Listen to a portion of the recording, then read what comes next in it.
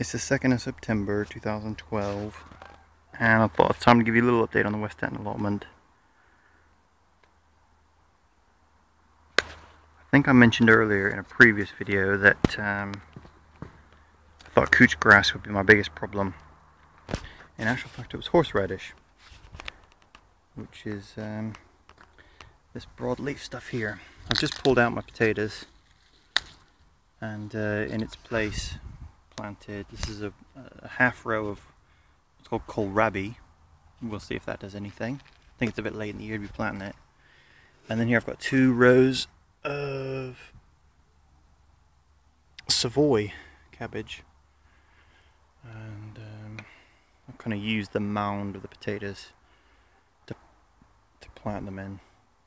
To be honest, the best harvest I've had off this allotment all year has been blackberries, which is that back row along the fence, that whole area which I didn't really touch, knowing that if nothing else I could get blackberries.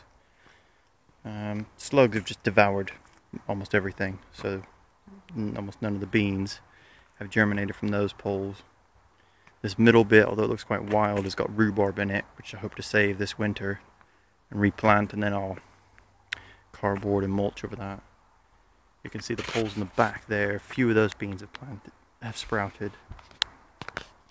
And then the peas from sort of the south end to the north end gradually get smaller and smaller, and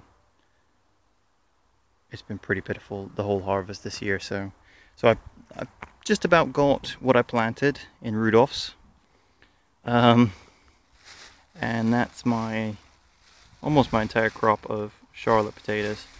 Not even a quarter bag of a carrier bag. These are a few peas I've just picked. Like I said, slugs devoured most everything, so I had a bunch of courgettes along through here. That's the only one that survived, and it's yet to produce a courgette. There's a small one on it, but we'll see if it fruits. This is actually a courgette which I sowed later, I think it was sort of July-ish time, and planted out, and it's probably going to produce a courgette before the one that's been in since April. Had to resow all my Swedes and also all my cauliflowers, as those got devoured by the birds. And you'll notice that the pumpkins are gone. Those were again another victim of the slugs, as well as there was a row of beetroot in amongst this middle somewhere, and that never happened. The brassica bed hopefully will produce a harvest next year, but as for this year, there's not been anything. So you've got various different rows. I think the kale got devoured by the birds as well, so I had to replant them.